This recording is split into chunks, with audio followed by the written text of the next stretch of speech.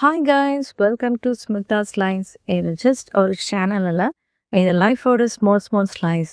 Let's talk reality. Start பண்ணலாமா? ஒரு நாள் ஒரு மனுஷன் புத்தா கிட்ட வந்தாராம். என் லைஃப்பில் ரொம்ப பெயினாக இருக்குது, நான் என்ன பண்ணுறதுன்னே தெரியல, என்னால் தாங்கவே முடியல அப்படின்னு சொல்லி புத்தாட்ட சொன்னாராம்.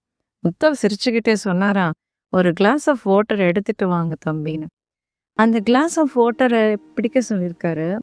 கொஞ்ச நேரம் ஆனதையும் கேட்டாராம், பெயினாக இருக்கான்னு. இல்லை இல்லை, ஒன்றும் பிரச்சனை இல்லை அப்படின்னு.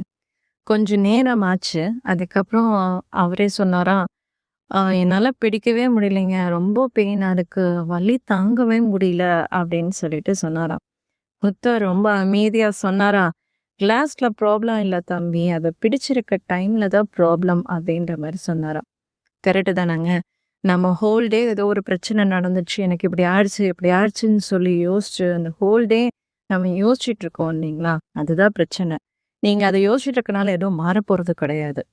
அது நடக்கிறது நடந்து முடிஞ்சிச்சு. இனி அடுத்தது நம்ம பார்த்தா தான் நம்ம லைஃப் வந்து ஈஸியாக மூவ் ஆன் பண்ணி போக முடியும்.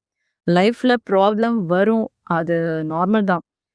ஆனால் நம்ம அதை மைண்டில் ஹோல் டே பிடிச்சிருக்கிறது தான் பிரச்சனையே. லைஃப் ரொம்ப ஹெவியாக்கிடும். லெட்ஸ் கோன்னு போயிட்டே இருக்கணும் கைஸ். அப்பதான் நம்ம மனசு லைட் ஆகும். சிச்சுவேஷனை சேஞ்ச் ஆகணும், இல்லை நம்ம ரியாக்ஷனை சேஞ்ச் பண்ணால் போதும்.